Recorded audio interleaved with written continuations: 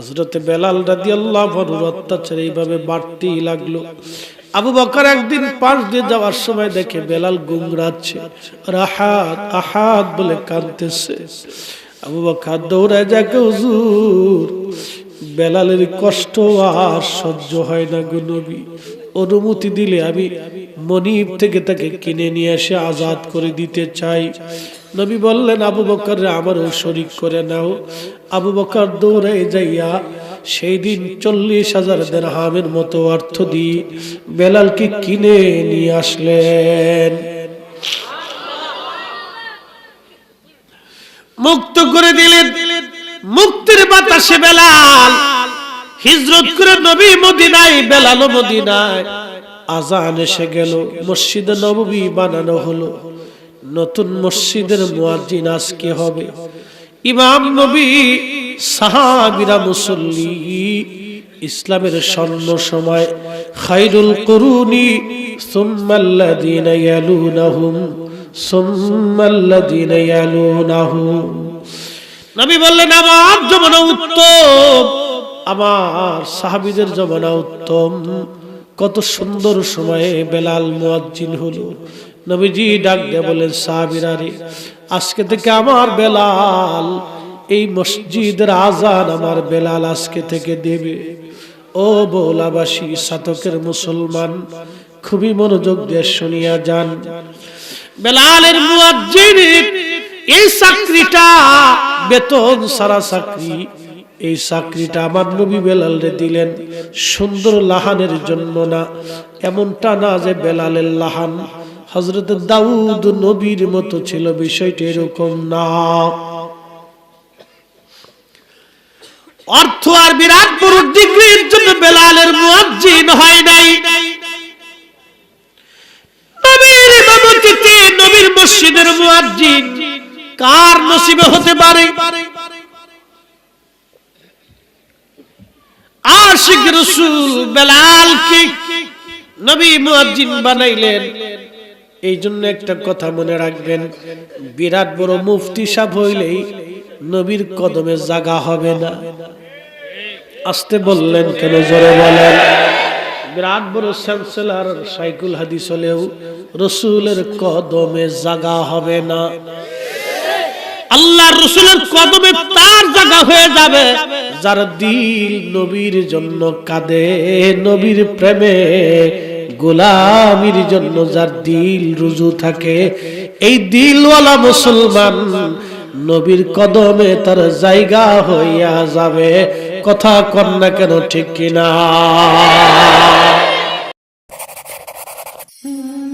ইসলামের সত্য বাণী নিয়ে আমাদের পথ চলা। Hasan SD media. তো উপস্থিতি, রাসূল করিমের ১.৫ লক্ষ সাহাবীর মধ্যে একজন সাহাবী হযরত বেলাল রাদিয়াল্লাহু আনহু। তিনি অত্যন্ত মর্যাদার একজন সাহাবী ছিলেন, মসজিদে নববীর মুয়াজ্জিন ছিলেন। রাসূল পাক ইমাম ছিলেন, সাহাবায়ে কেরাম মুসল্লি ছিলেন। বুঝতেই পারতেছেন সময়টা কত দামি, সিচুয়েশনটা ইসলামের কত চমৎকার এবং কত কঠিন প্রেমময় ছিল সেই দিনগুলি। তো হযরত বেলালের জীবনী আলোচনা করার আগে আপনাদেরকে আমি একটু ভিন্ন দিকে নিয়ে যাব। এই যে আল্লাহ আমাদেরকে ইসলাম দিলেন, কালেমা দিলেন, পৃথিবীতে বর্তমানে মানুষ আছে 800 কোটি, মুসলমান আছে মাত্র 600 কোটি। দুঃখিত, মুসলমান আছে 200 কোটি, বাদ বাকি 600 কোটি অমুসলিম। 800 কোটি মানুষের ভিতরে 600 কোটি অমুসলিমদের ভিতরে অনেক বড় বড় ডক্টর আছে, চ্যান্সেলর আছে, অধ্যক্ষ, উপাধ্যক্ষ, পারমাণবিক বিজ্ঞানী, রসায়নবিদ এবং পদার্থবিদ, চিকিৎসা বিজ্ঞানী, নানান সেক্টরে, পৃথিবীর যতগুলি সেক্টর আছে সমস্ত সেক্টরে তাদের দখল বেশি। কিন্তু তাদের মেধা, তাদের জ্ঞান তাদেরকে আল্লাহ চিনতে সাহায্য করে নাই, আল্লাহকে শনাক্ত করতে সাহায্য করে নাই, এবং ইমানের এই দৌলত তাদের নসিব হয়নি।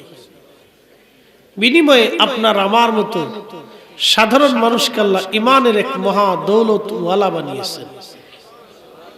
না সুবহানাল্লাহ বাড়ি যা কইলেও চলবে, আরো জোরে একসাথে বলে। ইমান কিন্তু চারটিখানি বিষয় না।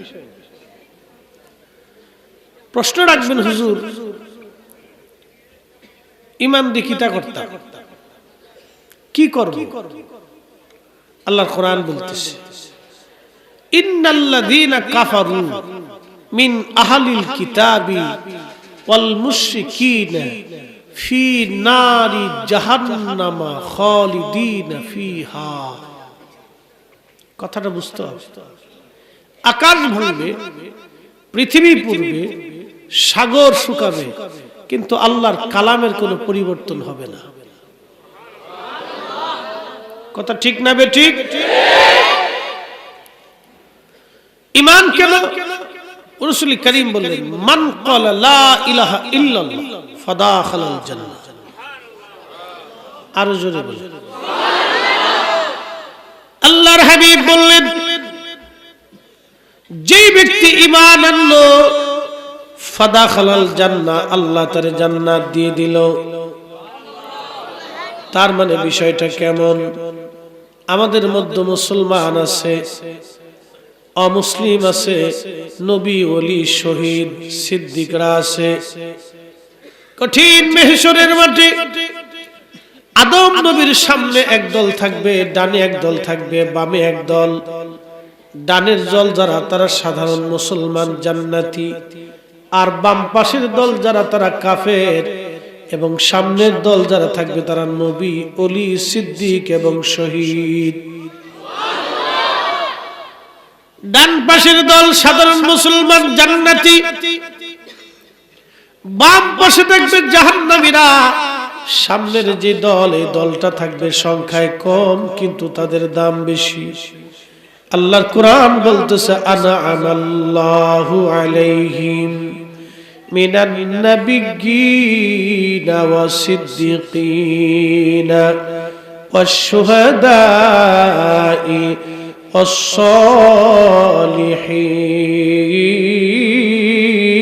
ওয়াস-সালিহিন।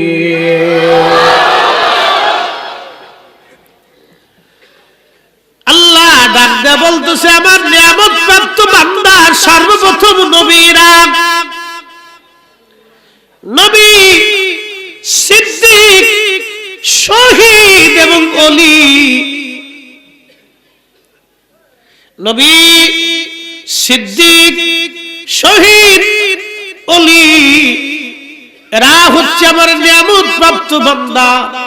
এরা জান্নাতের জন্য আদম নবীর সামনাসামনি তারা থাকবে।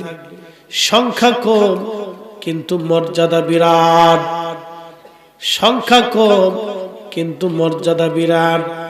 হযরত রাসূল করিম যখন হাদিস বললেন, মান ক্বালা লা ইলাহা ইল্লাল্লাহ ফাদাখালাল জান্নাহ, আবু হুরায়রা দৌড়ায় যায়, قال رسول الله صلى الله عليه وسلم من قال لا إله إلا الله فدخل الجنة قال رسول الله صلى الله عليه وسلم من قال لا إله إلا الله فدخل الجنة।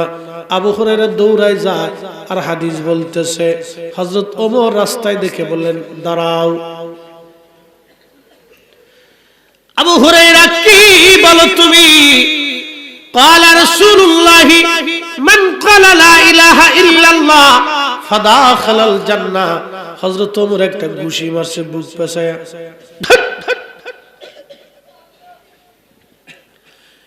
এক ঘুষি দিয়ে আবু হুরায়রাকে ফেলে দিলেন। মারার কারণ কি? কেঁদে কেঁদে আবু হুরায়রা চলে গেলেন নবীর দরবারে, ইয়া রাসূলুল্লাহ, ওমর আমারে মারছে। কেন ওমর তোমারে মারলো? হুজুর, এই জন্য মারছে, আমি হাদিস বলছি, আপনি বলছেন ক্বালা লা ইলাহা ইল্লাল্লাহ ফাদাখালাল জান্নাহ, আমি কথা বলার কারণে ওমর আমারে মারছে। ওমরও পিছন পিছন আসলো, আবার তুমি কি আমার আবু হুরায়রারে মারছো? বলে হ্যাঁ ইয়া রাসূলুল্লাহ আমি মারছি। কি জন্য মারছো? আপনি বলে বলছেন ক্বালা লা ইলাহা ইল্লাল্লাহ ফাদাখালাল জান্নাহ, কেউ যদি লা ইলাহা ইল্লাল্লাহ বলে সে জান্নাতে চলে যাবে। আল্লাহর নবী বলেন হ্যাঁ রে ওমর আমি তো সত্যই বলেছি। হযরত ওমর বলল হুজুর মুসলমানদেরকে তাহলে একটু অবকাশ দেন, নামাজ রোজা করার সুযোগ দেন। তাহলে মুসলমান তো নামাজ রোজা করবো না, হজ যাকাত সাইডে টেনে দিয়া ওই কথার উপরে বসে থাকবো। বুঝতে পারছেন? সর্বশেষে যে বেটা জান্নাতে যায়, মানে যে ব্যক্তি ঈমান আনবে সে জান্নাতে যাবেই। রিমান্ড হোক, মায়ের হোক, ফিডিনি হোক, লাঠি সবর খাইয়া, ফিডুনি ফুডিনি খাইয়া, গুতুনি মুতুনি খাইয়া এরপরে জান্নাতে যাইব। তো খুব কষ্ট। উরে মারতে হবে, মার কারে কর, বাপরে বাপ, রিমান্ড কারে কর, লক্ষ লক্ষ বছর। ভাবতেছেন 2-3 দিন না। বলে হুজুর সেই দিনগুলি কত বড় হবে। আল্লাহর কোরআন বলতেছে তারুজুল মালাইকাতু ওয়ার রূহু ইলাইহি ফি ইয়াউমিন কানা মিকদারুহু 50 আলফা সানা। দুনিয়ার 50,000 বছর এক জায়গা করলে যত বড় হবে, ওই দিন হবে তত বড় একদিন। সেই দিন হবে একদিন। না না হয় না, আরো জোরে বলেন সুবহানাল্লাহ। দুনিয়ার 50,000 বছর এক জায়গা করলে যত বিরাট, হাসরের দিন হবে সেই দিনের একদিন তত বিরাট, একদিন হবে তত বিরাট। সেই দিনের লক্ষ লক্ষ বছর জাহান্নামে জ্বলতে হবে। বুঝতেছেন রিমান্ড কত কঠিন।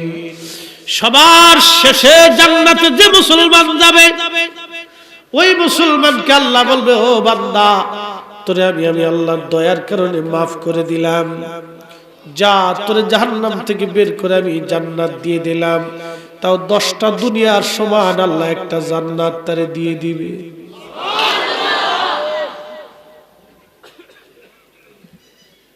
তবে বান্দারে তোরে যে জান্নাত দিলাম, তোর যত গুনাহ ছিল, তুই কেমন মিথ্যা বলছিলি বলে হ্যাঁ, জেনা করছিলি বলে হ্যাঁ, মানুষ ঠকাইছিলি বলে হ্যাঁ, নামাজ ছাড়ছিলি বলে হ্যাঁ, রোজা ছাড়ছিলি বলে হ্যাঁ, অকাম কুকাম করছিলি বলে হ্যাঁ, চুরি করছিলি বলে হ্যাঁ। বান্দা যা, যত চুরি যত অকাম কুকামের গুনাহ আছে সব তোরে আমি একবারে নেকিতে পরিণত করিয়া তোরে জান্নাত দিয়ে দিলাম। তখন বান্দা ডাক দেখাবে আল্লাহ আমি যা আরো অকাম কুকাম করছিলাম হেলাকু, কথা বুঝেন নাই, আমি যা আরো গুনাহ করছিলাম এ গুনাহ কো, এটা দিয়ে আমার নেকি আরো বেশি করে দিয়ে আমার জান্নাত দাও। এই কথা শুনে আল্লাহ রাসূল হাসতেছে। দেখছো, আমার মন বলতেছে এই সিটার বাংলাদেশি, এই চালাক লোকটা বাংলাদেশি, খালি ফাঁক ফুকুর খুঁজবো কোনো সিস্টেম আছে নাকি? কি জাতি আমরা জানেন? আমের ভিতরে ফরমালিন মেলে দিছে। ডিম তো ঠিকই মুরগায় পারে, কিন্তু হঠাৎ করে ডিমের দাম বেড়ে গেছে। মুরগায় কি হরতাল ডাক দিছিল? দাম বেড়ে গেল হঠাৎ করে। কি কঠিন অবস্থা।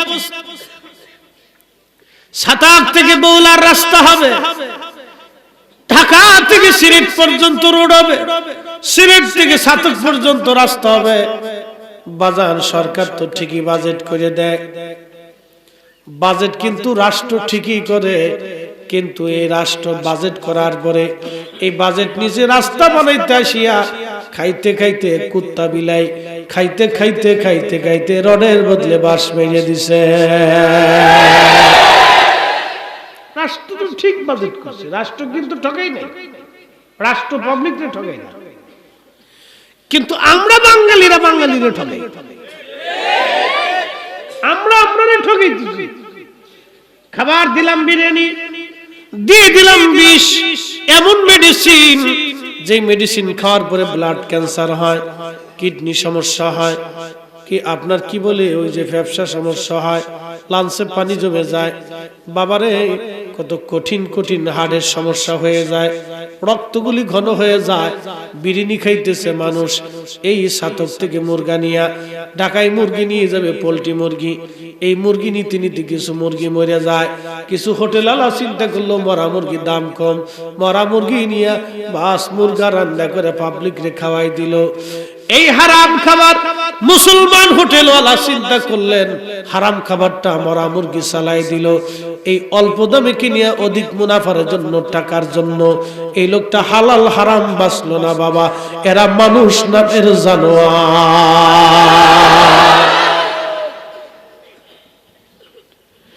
এইগুলিকে কবর দেওয়ার জন্য রাসূল আসছিলেন, মিথ্যাকে কবর দেওয়ার জন্য,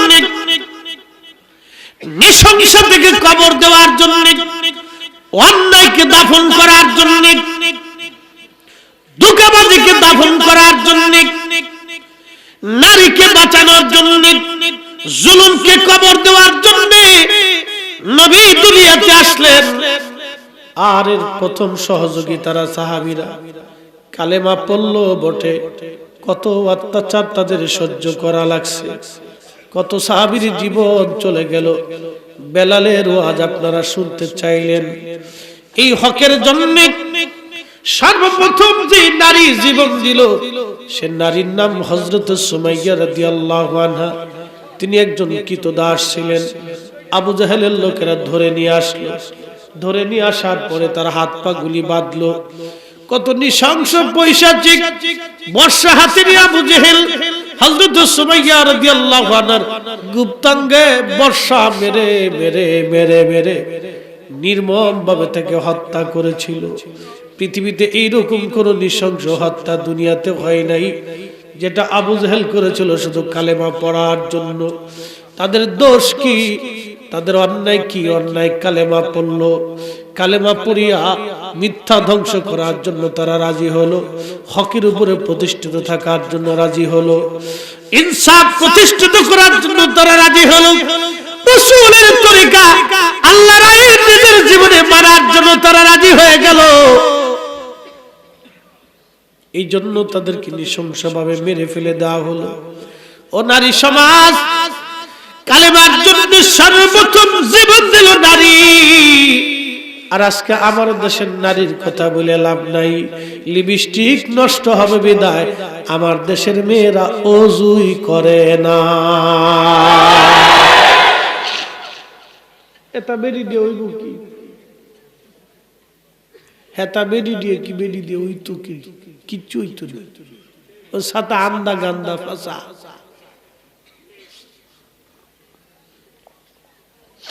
ও নারী থেকে কিচ্ছু আশা করা যায় না, মাকাল ফল। বাহিরে দেখতে খুব সুন্দর, ভিতরে বিড়ালের পায়খানার গন্ধ। তখন ঠিক কইতেছেন বিয়ে করার সময় খালি চামড়া সুন্দর দেখবেন, আর দেখবেন শ্বশুর বাড়ি মাল আছে পরে কান দেখে দোয়া চাই লাভ নেই। আল্লাহর নবী বললেন, এই যুব সমাজ তোমরা বিয়ে করলে লাজুক, ধার্মিক, ধার্মিকা তাকওয়াবান মেয়ে দেখে তোমরা বিয়ে করো। নবী সৌন্দর্যের কথা বলেন নাই, তাকওয়ার কথা বলছেন। হযরত ওমর গভীর রাত হয়ে গেছে, মরুভূমি দিয়ে ঘুরে ঘুরে হযরত ওমর দেখতেন কে খায় আর কে খায় না। আর আমার দেশের নেতারা ওই যে নির্বাচন আসলে তখন শাশিরে জড়াই ধরে, ও শাশি তোমার তোর মার মতো দেখা যাচ্ছে, কি বাম বাড়তেছে শাশি, খুব পাম জড়াই ধরতেছি। আবার ওই পানি ফুনি কাদা কুদি দিত না, কোনো অসুবিধা নাই, চলে যান কে দরজার সামনে 3 দিন দরজা খুলবেন। হ্যাঁ কথা বলেন না। রাজনীতি এটার জন্য না, রাজনীতি গরিবের জন্য, অধিকার বঞ্চিত মানুষের জন্য, কৃষকদের জন্য, হতদরিদ্রের জন্য, অভাবী মিসকিনদের জন্য। এটার জন্য হলো রাজনীতি। রাষ্ট্র আমাদের সবার, রাষ্ট্রের দায়িত্ব যারা থাকে তারা হলো রাষ্ট্রের গোলাম। কথা কন না কেন? তারা রাষ্ট্রের গোলাম। হযরত ওমর তিনি বলতেন, আল্লাহ আমাকে খলিফা বানিয়েছে, আমি রাষ্ট্রের গোলাম। আল্লাহ কেন এত বড় দায়িত্ব আমার মাথার উপরে দিল? একজন মানুষ যদি ক্ষুধার্ত থেকে রাত্রিবেলা না খেয়ে থাকে, আমি ওমর আল্লাহর দপ্তরে কিয়ামতের ময়দানে কি জবাব দিব? এটার নাম ইসলাম, এটার নাম ইসলাম। মধুপুরে গেছি আনারস কেনার জন্য, বললাম বাইরে বাগান থেকে আনারস কেটে যাও, ঢাকার থেকে বাচ্চা কাচ্চারে খাওয়াইলে ফরমালিন, একটু বিশুদ্ধটা খাওয়াই, হুজুর লাভ বলো কারণ কি? ঢাকারটাও যা বাগানেরটাও টা। বলো কি হয়েছে? গাছের ভিতরে ফরমালিন মেরে দিছে। উরে বাঙালি, কি বাঙালির বাঙালি চিন্তা করতে পারছেন আপনি? কত শালা! এই জাতি নিয়ে সরকারও মহাবিপদে আছে। কি কথা কর না? রাস্তা বানানোর জন্য ইট এনে দিয়েছে, সকালবেলা ওই কন্ট্রাক্টর এদের ইট 200 নাই, নিচে কেরা কুত্তা লয়ে গেছে গা, তো লইল কে গা? যাদের জন্য রাস্তা বানাইতেছে এরা চুরি করে লয়ে গেছে। শোনে, আমরা আসলে ভালো হইতে পারি না, মূল হচ্ছে আমাদের মনস্তাত্ত্বিক সমস্যা। আমরা অধিক জনগণ এখনো মনস্তাত্ত্বিক ভাবে প্রবলেম, অনেক সমস্যা। হযরত ওমর ঘুরে ঘুরে দেখে কে খায় কে খায় না, কে ঘুমায় কে ঘুমায় না। এই সাতকে সিলেটে কোটি কোটি টাকার মালিক আছে বাবা, মনে কিছু নিয়েন না। নবীর জীবনের একটা সুন্নত ছিল, সুন্নতের নাম আল্লাহর নবী উম্মতের বাড়ি খোঁজ নিয়ে তারপরে খাবার খাইতো। কোন উম্মতের বাড়ি খাবার নাই, নবী খোঁজ খবর রাখতো। এখন উম্মত টুপি মাথায় দিয়ে আসার নামাজ পড়ে চলে আসে, মনে করলো হক আদায় করছি। আল্লাহর নবী ডাক দিলেন, উম্মত রে, তুমি রাত্রিবেলা আসার নামাজ পড়ে খেয়ে ঘুমাও। তোমার গ্রামের কোন একজন মানুষ যদি ক্ষুধার্ত থেকে রাত্রিবেলা ঘুমায়, তোমার নাম মুমিনের কাতারে লেখা হবে না। একসাথে জোরে বলেন না মারহাবা। এটার নাম ইসলাম। কেউ খাবে কেউ খাবে না, তা হবে না, তা হবে না। কথা কর না কেন? এই সুন্নত উম্মত ভুলে গেছে, এই সুন্নতের কথা উম্মতের মনে নাই। খালি কই মিষ্টি দাও, এটা সুন্নত। মিষ্টি দাও, এটা সুন্নত। খাওয়ার পরে কই মিষ্টি আনছো তুমি চলি না চাচা, তুই কি জানিস না আমি খাওয়ার পরে মিষ্টি খাওয়া সুন্নত? খালি মিষ্টি তালাশ করে, কিন্তু গরিব মানুষের খোঁজ নেই না। নবীর উম্মত, আমার দেশে কারো টাকা যদি থাকে, কারো 80,000 কোটি, কারো 50,000 কোটি, কারো 10,000 কোটি, কিন্তু কারো 80 টাকাও নাই। কি কথা কর না? যার আছে সে 80,000 কোটি টাকার মালিক, আর যার নাই তার 80 টাকা পকেটে নেই। একজন ইমামের বেতন কত? ইমাম দিয়ে দড়ি পরে আসতেছি, রিক্সাওয়ালারে পরে ধরবো। হ্যাঁ, জোরে কর। জাতি জানুক, ভিডিওতে লক্ষ লক্ষ মানুষ দেখবে, ইউটিউবে আমার ওয়াজ অন্তত লক্ষ লক্ষ মানুষ দেখবে। জাতি জানার দরকার আছে একজন ইমামের বেতন কত। 6,000 মাসে যদি 6,000 হয় তো দিনে কত করে? হ্যাঁ, 200 টাকা ধরলাম। 200 টাকা দিয়ে 6,000 টাকা একজন ইমাম, তার স্ত্রী আছে, তার বাচ্চা আছে, কি হবে বলেন তো? আপনার বিবেক কি বলে? কি হয়? তার স্ত্রীর তো মনে শখ জাগে, আমার স্বামী আমার জন্য ভালো একটা কাপড় কিনে দিবে, ভালো কিছু বাজার নিয়ে আসবে, আমার স্বামী আমার এই বছর শেষে একটা গহনা টহনা কিছু একটা তো দিবে। একটা মেয়ের জীবনে শখ তো অনেক কিছু থাকে, তার স্বামী তাকে কিছু দিবে। সন্তানের জীবনে অনেক আশা থাকে, বাবা কিছু ভালো খাবার কিনে দেবে। তারপর তারপরে আবার কিছু মানুষ আছে ওই ইমামের চাকরি খাওয়ার জন্য উঠে পড়ে লাগে, তো শুয়োরের চাইতে নিকৃষ্ট। কথা ক্লিয়ার মাত ভাই, বাকি ঝুঁকি করে লাভ নাই, ও তো মানুষের কাতারেই পড়ে। আবার যদি কারোর জন্য দোয়া না করে তো ইমাম শেষ, মনে কিছু নিয়েন না, আমি ইনসাফের কথা বলতেছি, ইনসাফের কথা বলতেছি। ইমামের চাকরি শেষ, দাঁড়া তুই আমার মার জন্য দোয়া করলি না, তুই কয়দিন আমার মসজিদে থাকতে পারিস দেখাইতেছি, এই গুতাগুতি শুরু হয়ে গেছে। আহা, ধরেন চাকরিটা শেষ হয়ে গেল, ইমামের চলে গেল, মাসের বেতনটা দিয়ে দিলেন, বাকি 3 মাস তার মা আছে, বাবা আছে, স্ত্রী পুত্র কেউ নাই, মা বাবা তো আছে। মা তো আশায় থেকে ছেলেটা চাকরি করে হয়তো কিছু নিয়ে আসবে, 5,000 টাকা বেতন দিয়ে কি হয়? আমার দেশের বহু বাচ্চা কাচ্চার এই সারা মাসের খরচা 5,000 10,000 টাকাও খরচা হয় না। অনেক বাচ্চা ফ্যামিলি আছে 10-এর উপর খরচা হয়ে যায়। একটা বিড়ির দাম কত? সরব করে কিছু করার দরকার নাই, বিড়ি যারা খান তো খানি, মানে আমি তো আর শোনাই পারতাম না। একটা বিড়ির দাম কত? 5 টাকা। একজন মানুষ প্রত্যেক দিন বিড়ি খায় কয়টা? 10টা। একজনের জিজ্ঞেস আসা বিড়ি কয়টা লাগে? কয় 60 টাকা। গুরুজি, তো 10টা বিড়ি ধরেন, তো 10টা বিড়ি 5 টাকা করে হলে কত টাকা গেল? মাসে কত গেল? 1500 টাকা। একজন লোক 1500 টাকা মাসে খরচা করে বিড়ির পিছনে, ওই লোকটাকে যদি বলেন চাচা, ভাই, বন্ধু, মসজিদের ইমামের বেতন উপলক্ষে আপনি 200 টাকা দেন, তার বিড়ির খরচ চলে, কিন্তু আল্লাহর ঘরের ইমামের জন্য 200 টাকা বেতন হয় না। খালি মসজিদ কমিটির দোষ দিয়ে লাভ নাই, ক্যাশিয়ারের দোষ দিয়ে লাভ নাই, মুতল্লির দোষ দিয়ে লাভ নাই, দোষ হলো পাবলিকের। বেতন যদি কয় 200 টাকা, 6 মাস ঘুরায়, ক্যাশিয়ারের জুতা শেষ।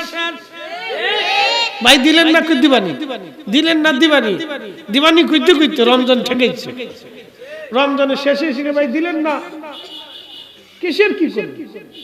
চাইতে চাইতে তার গলা শুকাই ফেল, দিলেন না কই দিবানি। রমজান শেষ, অর্ধেক বেতন দিয়া বাকি অর্ধেক পরে দিবানি, আর কিয়ামতের আগে আর দেখা হবে না। তবে যারা এই সমস্ত কথা কাজগুলি করেন, মনে রাখে দিয়ে শুনে রাখেন, ইমাম ঠকাইয়া আল্লাহর ঘরের সাথে বাহানা করিয়া জান্নাতে যাওয়ার আশা কইরেন না। কথা ক্লিয়ার না ভেজাল আছে? ইমাম ঠকেন। আমি ভুটান গেছিলাম, ভুটান আজ অনেক বছর আগে, করোনার 3-4 বছর আগে ভুটান গেছি। ইন্ডিয়ার জয়গার মাহফিল শেষে ওখান থেকে ভুটান গেছি। ভুটানের যে জাতীয় বৌদ্ধ মন্দির, জাতীয় মন্দির, আমাদের যে জাতীয় মসজিদ আছে ওদের জাতীয় মন্দির আছে, জাতীয় বৌদ্ধ মন্দিরটা একবারে স্বর্ণ দিয়ে খুব সুন্দর করে বানানো। তো বৌদ্ধের মূর্তিটা বানাইয়া একবারে ভিতরে ওদের প্যাগোডা কি বলে মন্দিরের ভিতরে সাজায় রাখছে, সোনা দিয়ে বানাইছে, বৌদ্ধের কাজ করে দিয়ে ফ্যাটটা বড় সুন্দর করে বানায় রাখছে।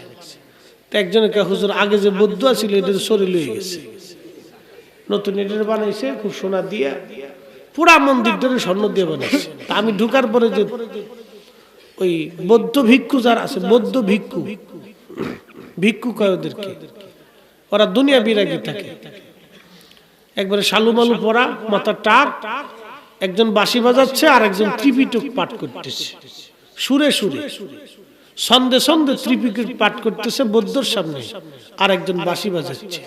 তা আমি যাওয়ার পরে আমার দেখিয়া ফাগরি সাগরি সুব্বা সুব্বা দিয়ে বুঝছে এটা হলো হুজুর, হুজুর মানে মুসলমানদের হুজুর আর কি, আর ওরা হলো বৌদ্ধদের হুজুর, বুঝতে পারছেন? তা আমার দেখে বুড়া আঙুল দেখে, হ্যাঁ ঠিক আছে। তা আমি চিন্তা করলাম তুমি বুড়া আঙুল দেখালে আর তার জোয়ানটা দেখালে না, আমাকে হ্যাঁ ঠিক আছে।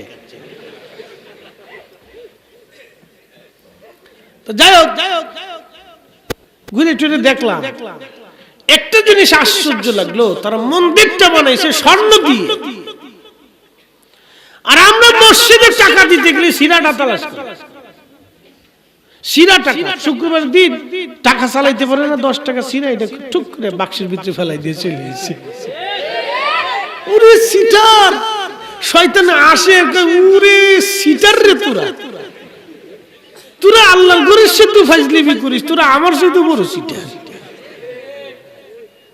এটা আমরা মুসলিম। সাহাবীরা এই জন্য রক্ত দেয় নাই। আহা, বেলালের জীবনে শুনতে চাই, সাহাবীরা এই জন্য রক্ত দেয় নাই। তাদের আসল সর্বোচ্চ শিখরে কারণ কি জানেন? তাদের বিশ্বাস ও ভালোবাসার মধ্যে কোনো খুঁত ছিল না, কোনো খুঁত ছিল না। প্রিয় উপস্থিতি, খুব মনোযোগ দেন। হযরত ওমর রাদিয়াল্লাহু আনহু তিনি ঘুরতে ঘুরতে চলে গেলেন রাতের আধার। এই আধারে চলে যাওয়ার পরে হযরত ওমর দেখলেন কুঠিরে মিট মিট করে আলো জ্বলে।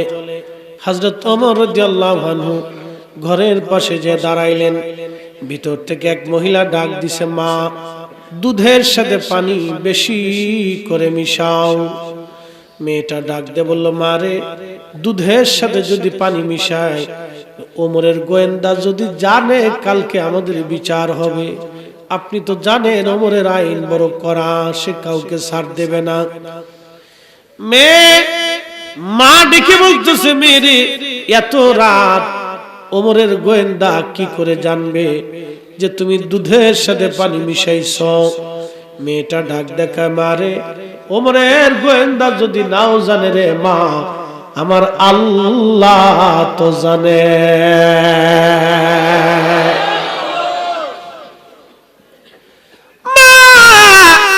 দুধের সাথে পানি মিশাইব না রে মা, আমার আল্লাহ জানে।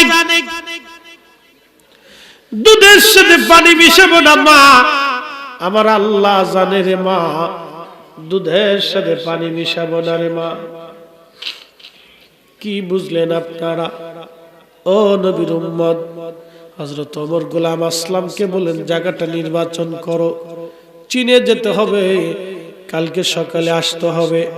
একটা মেয়ে রাতের আধারে আল্লাহর ভয়ে দুধের সাথে পানি মিশায় না, এইরকম মেয়ে আমার ঘরে কয়জনের আছে? ও বাবাজি, আমার দেশের বেটিরা বিদেশ থেকে টাকা আসলে খালি ফুসকা খাওয়ার জন্য দূরবারে নাম দিছে বিসমিল্লাহ চটপটি হাউস। ওরে ছাগলের মতো খালি খাচ্ছে বেটিরা, ছাগলের মতো খাচ্ছে। পরে ফার্মেসিতে যায়, ভাই এক পাতা সার্জেল দেয়, গ্যাস্ট্রিকের ওষুধ খাবি তো ভালো না খা, খাবি দাবি খায় আমার দেশের মানুষ। শুনেন, খুবই মনোযোগ দিয়ে শুনিয়া যান কথাগুলি, যদিও রসিকতার স্বরে বলতেছি, কিন্তু কথা দামি মা বোনেরা শুনে যাবেন। আহা, এমন মেয়ে। হযরত ওমর বললেন, সকালবেলা ফজর পড়লেন, গোয়েন্দাদেরকে বললেন, যাও খোঁজ নিয়ে আসো, দেখো ফ্যামিলির মধ্যে কারা আছে। খোঁজ নিয়ে দেখা গেল মেয়েটার বাবা মারা গেছে, হত দরিদ্র, খুব মিসকিন, অসহায়, দুধ বিক্রি করে খায়, দুধ বিক্রি করে সংসার চলে। হযরত ওমর ছেলেদেরকে ডাক দিয়ে বলেন, ও ছেলেরা, তোমরা বিয়ে করবা কে? বড় ছেলে নবীর সাহাবী আব্দুল্লাহ ইবনে ওমর বলেন, আব্বা জান, আমার তো বিয়ে করার প্রয়োজন নেই, আমার স্ত্রী আছে, আমার ছোট জনকে দিয়ে দেন। ছোট ছেলেটাকে ডাক দিয়ে বলেন, বেটা বিয়ে করবা? বলে, হ্যাঁ আব্বা, আপনার ইচ্ছা। বলতেছে, বেটারা, আমার মেয়ে পছন্দ হয়েছে অমুক বধূ পল্লীতে, বেদুইন, কিন্তু খুবই দরিদ্র, দুধ বিক্রি করে তাদের সংসার চলে। ছেলে বলল, আব্বা, আপনার পছন্দই আমার পছন্দ। হযরত ওমর ডাক দেখায়, বেটারে, এমন বউ তো, এমন মেয়ে তো ওমরের পুত্রবধূর দরকার। রাতের আধারে যে মেয়েটা আল্লাহর ভয়ে দুধের সাথে পানি মিশায় না, এই মেয়েটাই দরকার। আর আমার দেশে কত মানুষ দুধের মধ্যে ভেজাল, খাবারের মধ্যে ভেজাল, ফলের মধ্যে ভেজাল, বিরিয়ানির মধ্যে ভেজাল, জিলাপির মধ্যে ভেজাল, পানির মধ্যে ভেজাল, ওষুধের মধ্যে ভেজাল, চারপাশে ভেজাল। ভেজালে শুধু মানুষের বিভিন্ন ধরনের রোগ, হার্টের সমস্যা, প্রেসারের সমস্যা, খাদ্য খাবারের মধ্যে ভেজাল, শিশুদের বাচ্চাদের খাবারের মধ্যে ভেজাল।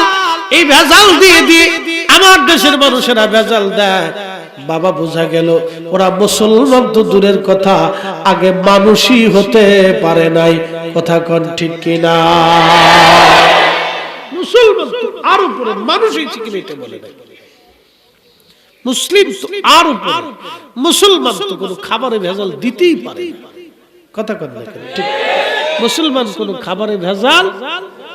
মাদ্রাসাতে আগে ব্যবসা করছিলাম আমার জীবনে, একদিন 3 দিন ব্যবসা করছি। আমরা দরবার শরীফে লক্ষ লক্ষ মানুষ আসে। তো ওই স্টুডেন্ট লাইফে 4-5 বন্ধু মিলে 3 জনের ব্যবসা লাগছি, সার ব্যবসা। সার দোকান দিই, বিটি একটা সার দোকান দিছি। তখন স্টুডেন্ট, বুঝতেছেন, আলিমে পড়ি, ফার্স্ট ইয়ারে। 3-4 বন্ধু মিলে ব্যবসা দিলাম। 3 দিন ধরে চা ঘুরছি আর বেশি। পরে দেখি ব্যবসায় লস। আচ্ছা, কোন তো সার ব্যবসায় লস হয়? পরে দেখি ব্যবসায় লস। হাই সর্বনাশ, 2500 টাকা কম। আর তখন অনেক আগের কথা, কামিল পাস করছি 2008-এ, তার মানে একবারে 16-18-20 বছর আগে। তো 2500 টাকা লস।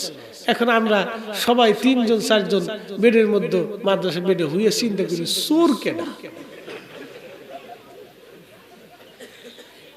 একজন আরেকজনের দিকে তাকায়, চোর কেনা। পরে চিন্তা করলাম, যা কুত্তায় খেয়ে ফেলছি। বুঝতে পারছি, এলাম আমাদের চরিত্র, মানুষই হইতে পারে।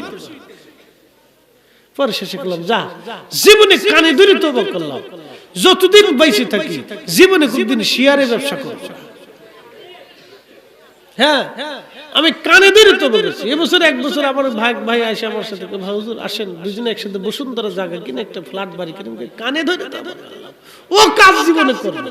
পরে আপনার ফুল আর আমার ফুল যুদ্ধ করবে না, জীবনে কাজ করবো না, ভাগে কাজ করবো না, পারলে করবো, না পারলে না। সন্তানদের জন্য এই বিপদ রেখে যাবে। কাকে ব্যবসা করবে চিন্তা করবে, চিন্তা করে 7 জন মিলে দোকান দিছি, সারাদিন 24 ঘন্টা চা বেচছি, 2500 টাকা লস। পরে কানে ধরে তওবা করছে আর ভাগে ব্যবসায়ী করবে। যা চিন্তা করলাম, কুত্তায় টাকা নিয়ে গেছে। একজন আরেকজনের দিকে চায়, দোস্ত টাকা কই গেল, কই গেল দোস্ত? কে যে চোর কইতেই পারলাম না, আজও পর্যন্ত খোঁজ হইল না। আল্লাহু আকবার, এটা আমার দেশ। এই যে আমার ভাইরা ইউরোপে থাকে, লন্ডন আমেরিকাতে থাকে, ফ্রান্স বিভিন্ন দেশে থাকে, কোনটা দেখো কোনটা জানে। ও দেশের মানুষ অর্ধ উলঙ্গ, মেয়েরাও হাফ প্যান্ট পরে, ছেলেরাও হাফ প্যান্ট পরে, বাচ্চা কাচ্চা অনেক ফ্যামিলি আছে, বিয়ে হওয়ার আগেই বাচ্চা হয়ে গেছে, কিন্তু জানতো কোনো খাবারে ভেজাল দেবে না। এই ঠিক আসতে বলেন, কোন খাবারে ভেজাল নেই, কোন খাবারে ভেজাল নেই। ওদের আইন তো করা আইন, কোন উকিল 1 ভোটে গেছে এই সেই পুলিশ টুলিশ ওরা ঘুষ খায় না, দুর্নীতিগ্রস্ত না, খুব কম। 110 আর আমাদের দেশে 110%। হ্যাঁ, কি কথা কর না, আস্তর কোন কিছু নাই কর নাই, কিন্তু বিড়ি দিয়ে যা, বিড়িটাও পর্যন্ত নিয়ে যা, দিয়ে যা, চলতেছে। আল্লাহু আকবার। হসপিটালে যাবেন রোগী নিয়ে, অবস্থা কি জানেন? 500 টাকা দেন, ভালো সিট ব্যবস্থা করে দিচ্ছি, রোগী মরে যেতেছে। কি কথা কর না, টাকা দেন, ব্যবস্থা করে দিতেছি, এগুলি চলতেছে। আফসোস এই উম্মতের জন্য। আমরা মুসলিম সর্বশ্রেষ্ঠ জাতি। কোরআন বলতেছে, খায়রা উম্মাতিন উখরিজাত লিন-নাস কুনতুম খায়রা উম্মাহ, তোমরা সর্বশ্রেষ্ঠ জাতি, সর্বোত্তম জাতি, তোমাদেরকে পৃথিবীতে পাঠিয়েছি তা'মুরুনা বিল মারুফি ওয়া তানহাউনা আনিল মুনকার, মানুষকে ভালো কাজের দাওয়াত দিবা, খারাপ কাজ থেকে ফিরাবা। কিন্তু বড় আফসোস আজকে আমরা মুসলিম, আমাদের ভাগ্যের উন্নয়ন নেই। একজনে একটু ভালো খাইলে পড়লে আরেকজনের সহ্য হয় না, হিংসা। কি কথা কর না কেন? এক ইমাম আর এক ইমামের চাকরি খাওয়ার জন্য উঠে পড়ে লাগছে। 5,000 টাকার বেতনের চাকরি আর এক ইমামে খাইবে। এক বক্তা আর এক বক্তার পিছনে লাগছে। এই বক্তার ও কমই আলিয়া সুন্নি সব বাদ দেন, সবার ভিতরে একই গুতাগুতি। ইউটিউবে গুটে দেখেন, হেতে হেতের গুতা, হেতে হেতের গুতা, হেতে হেতের গুতাচ্ছে, হেতে হেতের গুতাচ্ছে। আমি দেখি কলম তো সব শয়তান, এগুলো সব ইতুর ছোট লোকের বাচ্চা, এগুলো আলেম হইছে। এই ঠিক আসতে বললেন কেন? ছোট লোক না হলে এক আলেমের ভুল ধরে আলা কালেম এই তো গুতাগুতি করে চলতেছে, নিজের ক্রেডিট দেখাচ্ছেন বিরাট বড় মুফতি সাহেব। এগুলি চলতেছে।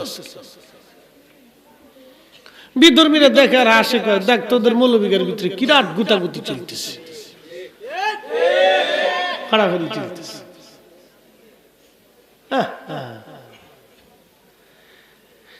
আফসোস, দুঃখের সাথে কথাগুলি বলতেছি। এক সিনজিয়াল আর এক সিনজিয়ালের দেখতে পারে না, এক দোকানদার আর এক দোকানদারের দেখতে পারে না। কি কথা কর না কেন? সমস্যা খালি হুজুরদের ভিতরে না, ওখানেও আছে। এক রাজনীতিবিদ আর এক রাজনীতিবিদ দেখতে পারে না, কারণটা কি?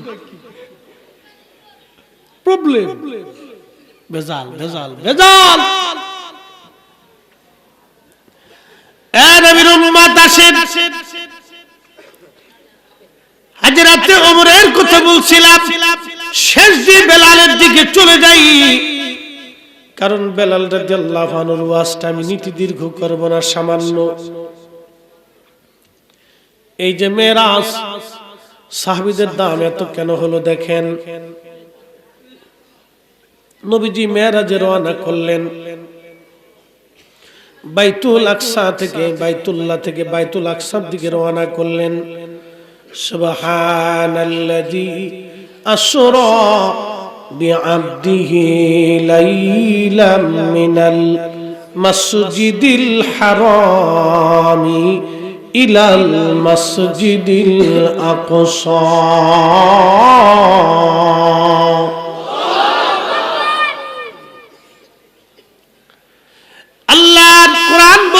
নবীজি বাইতুল্লাহ থেকে বাইতুল আকসা হয়ে এরপর উরুস শুরু করলেন, মেরাজে রওনা করলেন। নবীজির সিনা সাক করা হলো, সিনা সাক করা হলো আল্লাহর নবীর সিনা সাক। আমি লিখি নাই, আল্লাহর নবীর এই হাদিসের বাগানের উজ্জ্বল নক্ষত্র ইমাম জালালউদ্দিন আস-সুয়ুতি 2 লক্ষ হাদিসের হাফেজ ছিলেন। মেরাজের উপর একটা কিতাব লিখছেন, আল কিসাতুল বিসরা। এই কিতাবের মধ্যে তিনি লেখেন, নবীজির সিনা সাক হলো, বডি মোবারক ফেরে কাল মোবারক বের করা হলো। তার মানে নবীর গুনাহ ছিল, বিষয়টা এরকম না। আল্লাহর নবীর কাল মোবারক বের করে ধৌত করা হলো, আল্লাহর বেহেশত থেকে খাজিনা ভরে ইলম আনা হলো, ওই ইলম আল্লাহর নবীর কলবের মধ্যে ঢুকাই দেয়া হলো। আর জিবরাইল এই জন্য এসে বলেন, আলিফ লাম মিম।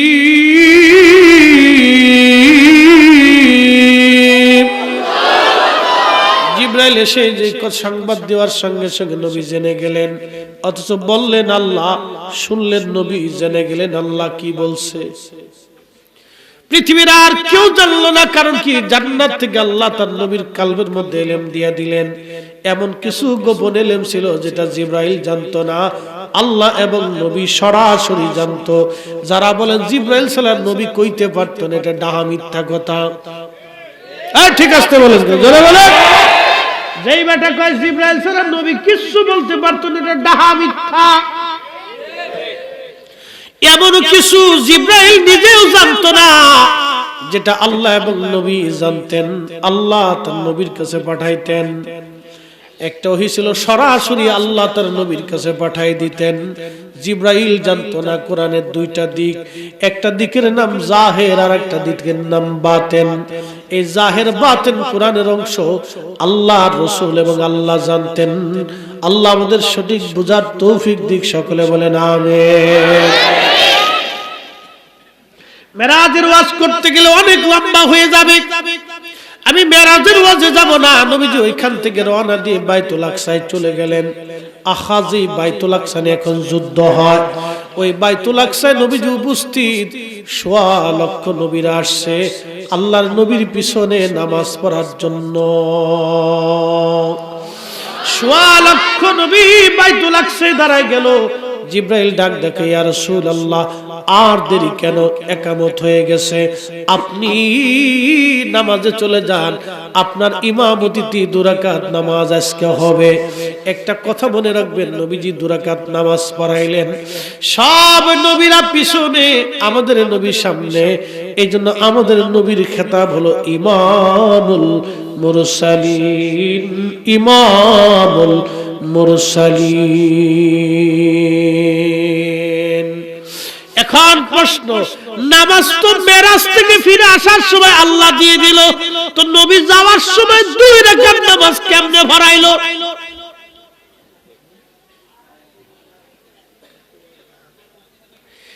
মেরাজ থেকে আসার সময় আল্লাহ নামাজ নবীরে দিল, এরপরে জিবরাইল এসে দেখায় দিত কেমনে কেমনে নামাজ পড়া লাগবে। কিন্তু নবী মেরাজে যাওয়ার সময় তো নবীজি নামাজ পড়াই দিয়ে গেল 2 রাকাত। ওই নামাজ নবীর কে শিখাইলো? এটার নাম গোপনীয় ইলম। সরাসরি আল্লাহ নবীরে শিখাইতো। একবার জোরে বলা যাবে কি মারহাবা? আবার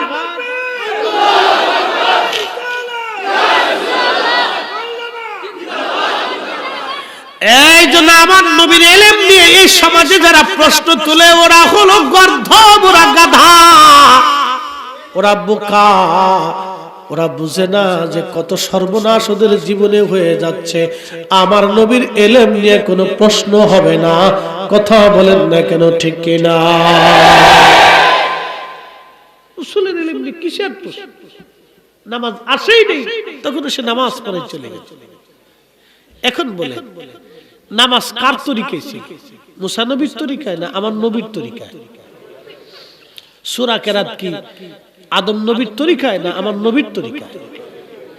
আমার নবীর তরিকায় নামাজ হলো।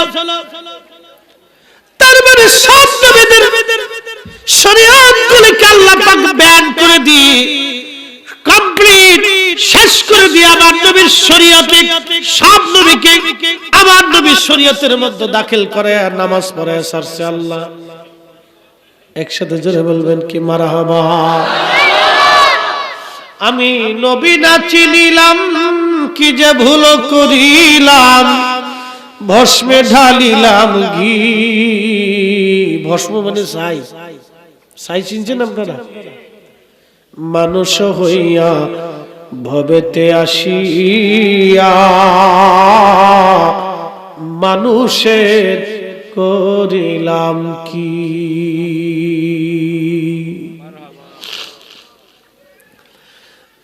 শতকের বহুলার মুসলমান, রাসূলের শান যদি বলি তো রাত শেষ হবে। আল্লাহু আকবার। নবী বললেন, উম্মত রে, ওখান থেকে আমি রওনা দিয়ে চলে গেলাম সুদূর সপ্তম আসমান পাড়ি দিয়ে সিদরাতুল মুনতাহা। এমন একটা বড়ই গাছ, দেখতে খুবই সুন্দর। তার কাণ্ডগুলি জমিনের নিচ পর্যন্ত, উপরটা উফুকিলা আলা পর্যন্ত। জিব্রাইল ডাক ডাকা, হুজুর সীমানা আমার শেষ, আর যাওয়ার সুযোগ আমার নাই। আল্লামা শেখ সাদি গুলিস্তা বস্তার মধ্যে লেখেন, আগার এক সরে মুয়ে বড়তর পরম ফরুগে তাজাল্লি বসুজাদ পড়াম। আগার এক সরে মুয়ে বড়তর পরম ফরুগে তাজাল্লি বসুজাদ পড়াম। জিব্রাইল ডাক দেখে, হুজুর রে সাদিবি কি পড়ার পরে ও আদের ধাক্কায় ওর সার কথা মনে নেই। আমাদের সিস্টেমটা কি জানেন? আমাদের দেশে মানুষ রোগী হয়ে যায়, অসুস্থ হয়ে হসপিটালে বাবা পড়ে রয়েছে, করে রয়েছে, খালি চোখটা কোন রকম চাইয়ে দুনিয়াটা দেখে। মাইয়া আইছে, ফুলা আইছে, নাতি আইছে, ফুতি আইছে, বিয়াই আইছে, বনি আইছে, বাগনি আইছে, খালাতো ভাই আইছে, শ্বশুর বাড়ির আত্মীয় স্বজন আইছে, আম আনছে, কলা আনছে, কাঁঠাল আনছে, পেঁপে আনছে, গরুর গোশ, খাসির গোশ, কবুতরের গোশ, দুনিয়ার সবকিছু আইনে হসপিটাল বইয়ে ফেলাইছে। মাইয়া বসে বসে কান্দে, ও আব্বা তুমি খাও না করে আব্বারে। মাইয়া কাঁদতেছে, ও আব্বা তুমি কথা কও না করে আব্বা তোমার লেগে। ও আব্বা কবুতরের গোশত আছি, তুমি তো কথা কও না। আব্বা কে ওরে বড়া ভরা, আমি জিন্দা থাকতে আনলি না, মরার সময় লই আইছ। কি কথা কর না, বাবা মারে খাওয়াইলে জিন্দা অবস্থায় বালা থাকা অবস্থায় বালা জিনিস খাওয়ায়, মরার সময় খাওয়াই লাভ নাই। বাপ মা থাকলে জিন্দা অবস্থায় ভালো জিনিস এনে খাওয়ায়, আব্বা খাও, কি খাইতে মন চাই কও। আর জায়গা নাই ভিতরে বসতে কষ্ট হইতেছে, তাও একজনে ঠ্যাগ উঁচে করে রাখছে, এটা নিচে করে রাখছে।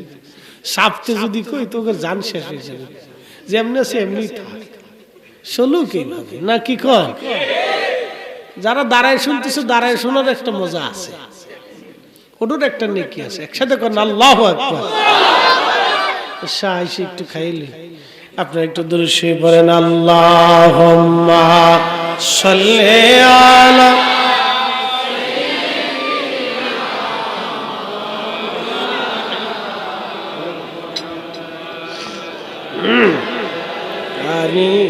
সাইয়্যিদানা।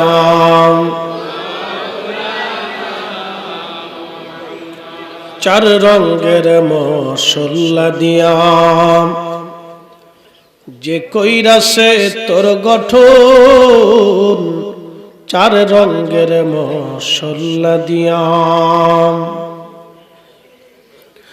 আগুন পানি মাটি বাতাস একই যোগে করিয়া প্রকাশ। আগুন পানি মাটি বাতাস একই যোগে করিয়া প্রকাশ।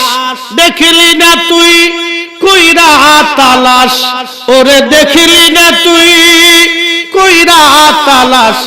কোন জায়গা সে মহাজন, চার রঙের মশলা দিয়া, চার রঙের মশলা দিয়া যে কইরাছে তোর গঠন, চার রঙের মশলা দিয়া।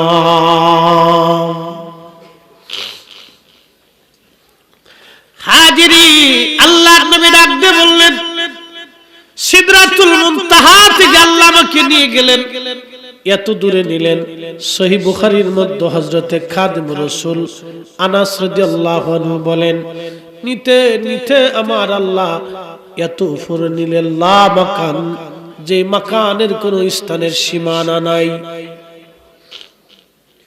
কত দূরত্ব, কত উপর। নবী দেখে বলেন, বিমা লা ইয়ালামুহু ইল্লাল্লাহ, এর সীমানা আল্লাহ ছাড়া আর কেউ জানে না। এত দূরে আল্লাহ আমাকে নিলেন, আল্লাহ ছাড়া আর কেউ জানে না, আল্লাহ ছাড়া আর কেউ জানে না। যার উচ্চতা, যার মর্যাদা সীমাহীন, সীমাহীন দূরত্বে আল্লাহ তাকে নিয়ে গেল। যার মর্যাদা সীমাহীন, ওই নবীরে তাজিম করার জন্য যারা দলিল চাও, তোমরাই শয়তানের দালাল।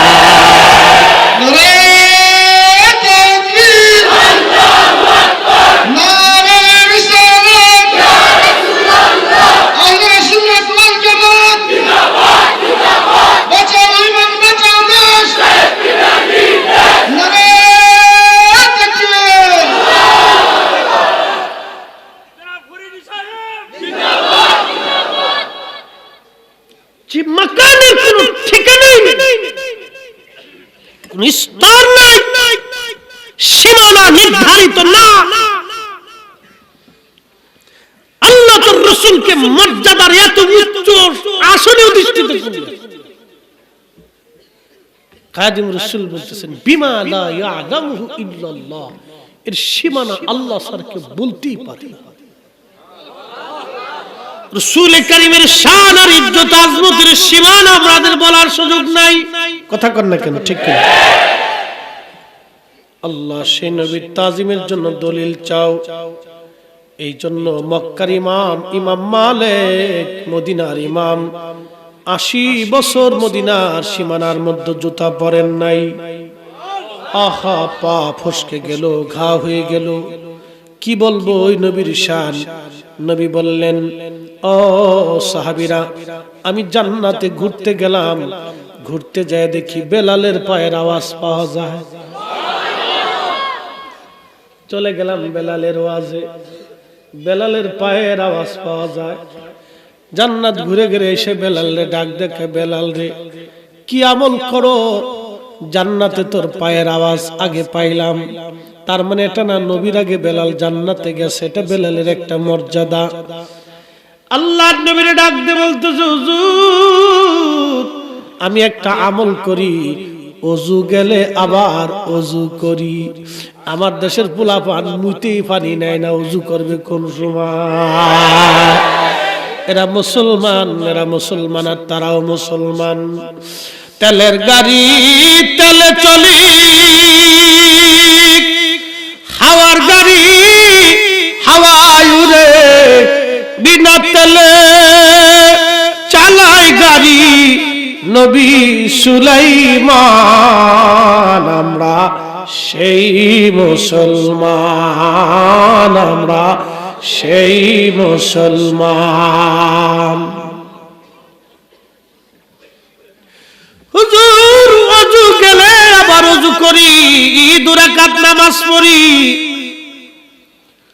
আহাই লোকটা কালেমা পড়লেন, কৃতদাস ছিলেন, একেবারে নিগ্রো কালো। বর্তমান ওই কেনিয়া, এরপরে ইথিওপিয়া, ঘানা, এই অঞ্চলের মানুষদেরকে আগে হাফসি বলা হতো। খুবই কালো এবং নিগ্রো, এত কালোর কালো তাদের দেখবেন রোদের মধ্যে গেলেও কালোর উপরে জিল দেয়। কথা ঠিক কিনা? যারা ফুটবল খেলোয়াড় আছে এবং ক্রিকেটার আছে দেখবেন কালো তো কালোই, তারপরে জিল দেয়। কিন্তু অন্তরটা এতই ভালো বেলালের। নবী দেখে কালেমা পড়লেন, কৃতদাস। ওই সমাজে কৃতদাসের কোনো মূল্য ছিল না। আহা, গরু গাধার মতো তাদেরকে খাটানো হতো, ব্যবহার করা হতো। কত কঠিন জীবন বেলালের এসে গেল। মনিব উমাইয়া ইহুদি তাকে এমন পরিমাণে অত্যাচার শুরু করলো। আহা, দিনের পর দিন, মাসের পর মাস বেলালকে মেরেও ফেলে দেয় না, জীবন্ত রাখে না। কঠিন অত্যাচারে গলার মধ্যে রশি বেঁধে বেঁধে মক্কার অলি গলি দিয়ে টানা হতো। ছিঁড়ে যেত চামড়াগুলি। আহা, ওষুধ দিতে দিত না, কোনো ওষুধ তারে খাওয়াইতো না। ব্যথা যন্ত্রণায় কত রজনী বেলালের নির্ঘুম কেটেছে, তার হিসাব বলা মুশকিল। শুনলে জীবনী শরীর আপনার শিহরে উঠবে। একজন সাহাবী কালেমার জন্য কত কষ্ট করলে, ইমানের জন্য কি মাইরটাই না খাইলেন। নিয়ে যাওয়া হতো মরুভূমির মধ্যে, হাত পা গুলি চরম ভাবে বেঁধে বেলাল রাদিয়াল্লাহু আনহুকে মরুভূমির মধ্যে বাঁধিয়া বাঁধিয়া পিঠের উপরে বুকের উপরে মস্ত বড় পাথর চাপা দিয়ে হযরত বেলাল রাদিয়াল্লাহু আনহুকে রেখে আসা হতো। লু হাওয়া গরমে ওই বালুগুলি ছুটে ছুটে বাতাসে এসে শরীরের মধ্যে পরে পরে ফুসকা হয়ে ঘা হয়ে ঝরত। ওই ঘায়ের মধ্যে চাবুকের পিটুনি মারা হতো, ফিনকি মেরে মেরে রক্ত পড়ত। কত রজনী বেলাল রাদিয়াল্লাহু আনহু ব্যথায় ঘুমাইতে পারে না, কতদিন অজ্ঞান হয়ে পড়ে থাকতো। হুশ ফিরে আসার পরে একটা আওয়াজ আসতো, আহাদ আহাদ আহাদ, আল্লাহ এক, আল্লাহ এক, আল্লাহ এক। বেলালের মতো আশিক যদি আমরা হইতাম,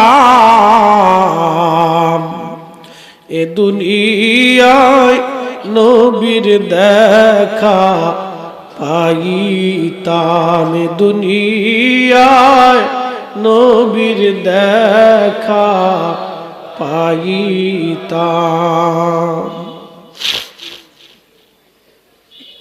কত রজনী এইভাবে অত্যাচারে, আহা এমন নির্যাতন কোন সাহাবীর ভাগ্য হয় নাই। বেলালের উপর যে কঠিন অত্যাচারে স্টিম রোলার চলেছিল। অপরাধ কি? শুধু কালেমা পড়েছে, রাসূল মানার কারণে ওই দিন তাদের উপরে এমন নির্যাতন হলো। মুসলমান, আজকে সুন্দর মসজিদ পাইছো, নামাজে যাও নাই, সুন্দর জীবন পাইলা, রোজা রাখো নাই, সুন্দর কালেমা পাইছো, কেউ তোমারে বাধা দেয় না, কেউ তোমাকে কষ্ট দেয় না, কেউ তোমাকে আঘাত করে না। ইসলাম মানার জন্য কারো কাছে জবাবদিহিতা করা লাগে না। তারপরও যুবক, তুমি শয়তানের ইত্তেবা করো, আমার নবীর ইত্তেবা তোমার নসিবে জুটলো না। এর চাইতে পরম, এর চাইতে চরম হতভাগা কে আর হতে পারে? কে হতে পারে? কে হতে পারে? হযরতে বেলাল রাদিয়াল্লাহু আনহু অত্যাচার এইভাবে বাড়তেই লাগলো। আবু বকর একদিন পাশ দিয়ে যাওয়ার সময় দেখে বেলাল গুমরাচ্ছে, রাহাত আহাত বলে কাঁদতেছে। আবু বকর দৌড়ায় যাকে, হুজুর বেলালের কষ্ট আর সহ্য হয় না গো নবী, অনুমতি দিলে আমি মনিব থেকে তাকে কিনে নিয়ে এসে আজাদ করে দিতে চাই। নবী বললেন, আবু বকর আমারও শরীক করে নাও। আবু বকর দৌড়ায় যাইয়া সেই দিন 40,000 দিরহামের মতো অর্থ দিয়ে বেলালকে কিনে নিয়ে আসলেন, মুক্ত করে দিলেন। মুক্তির বাতাসে বেলাল হিজরত করে নবী মদিনায়, বেলাল মদিনায়। আজান এসে গেল, মসজিদে নববী বানানো হলো। নতুন মসজিদের মুয়াজ্জিন আজকে হবে ইমাম নবী, সাহাবীরা মুসল্লি। ইসলামের স্বর্ণ সময়, খায়রুল কুরুনি সুম্মাল্লাযীনা ইয়ালুনাহুম সুম্মাল্লাযীনা ইয়ালুনাহুম। নবী বললেন, আমার জমানা উত্তম, আমার সাহাবীদের জমানা উত্তম। কত সুন্দর সময়ে বেলাল মুয়াজ্জিন হলো। নবীজি ডাক দিয়ে বলেন, সাহাবীরা রে, আজকে থেকে আমার বেলাল, এই মসজিদের আজান আমার বেলাল আজকে থেকে দেবে। ও বৌলাবাসী, সাতকের মুসলমান, খুবই মনোযোগ দিয়ে শুনিয়া যান। বেলালের মুয়াজ্জিনের এই চাকরিটা বেতন সারা চাকরি। এই চাকরিটা আমার নবী বেলালরে দিলেন সুন্দর লাহানের জন্য না, এমনটা না যে বেলালের লাহান হযরত দাউদ নবীর মতো ছিল, বিষয়টা এরকম না। অর্থ আর বিরাট বড় ডিগ্রির জন্য বেলালের মুয়াজ্জিন হয় নাই। নবীর ইমামতিতে নবীর মসজিদের মুয়াজ্জিন কার নসিবে হতে পারে? আশিক রাসূল বেলালকে নবী মুয়াজ্জিন বানাইলেন। এই জন্য একটা কথা মনে রাখবেন, বিরাট বড় মুফতি সাহেব হইলেই নবীর কদমে জায়গা হবে না। আসতে বললেন কেন? জোরে বলেন। বিরাট বড় চ্যান্সেলর শাইখুল হাদিস হলেও রাসূলের কদমে জায়গা হবে না।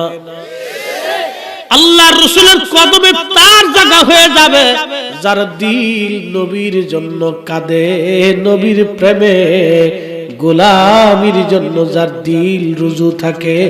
এই দিলওয়ালা মুসলমান নবীর কদমে তার জায়গা হইয়া যাবে। কথা কন না কেন, ঠিক কিনা?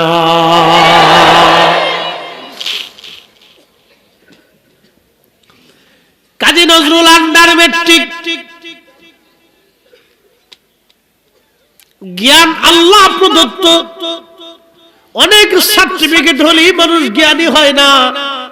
যদি অনেক সার্টিফিকেট হলে মানুষ জ্ঞানী হইতো, তাহলে আমার দেশের ছেলেরা বিসিএস কমপ্লিট করে বড় অফিসার, জজ, ব্যারিস্টার, ম্যাজিস্ট্রেট এই এত কিছু হওয়ার পরও টেবিলের নিচ দিয়ে ঘুষ নিয়ে গরিব মানুষের মাথায় বাড়ি দিত না।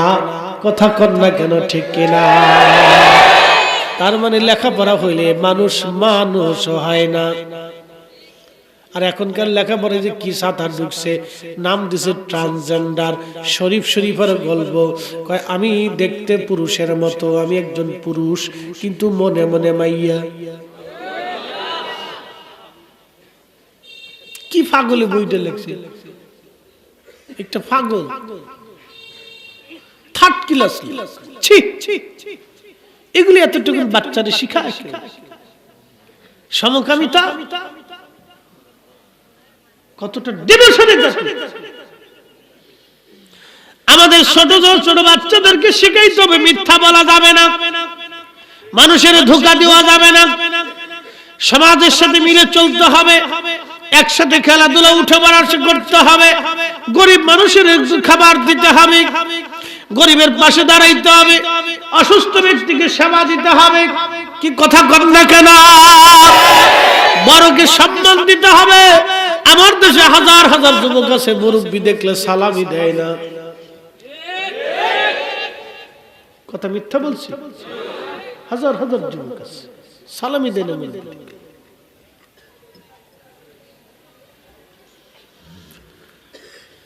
যে দেশে এত ডিভোশন ইয়াং জেনারেশনের ভিতরে, আজকে যদি ছাত্রকে স্টেডিয়াম বা কলেজ মাঠে যদি কোন নর্তকী এনে নাচানো যাইতো, দেখতেন হাজার হাজার যুবক। কি কথা কন না কেন? হাজার বললে ভুল হবে, লাখে লাখে যুবক ওই নর্তকীর নাচ দেখার জন্য একবারে প্যান্ডেল স্টেজের সামনে দাঁড়ায় রয়েছে। বেডিরাও সেরিরাও লাগে আছে, ফুরি ফুরি, আপনাদের সিলেটিকে ফুরি ফুরিরাও আছে।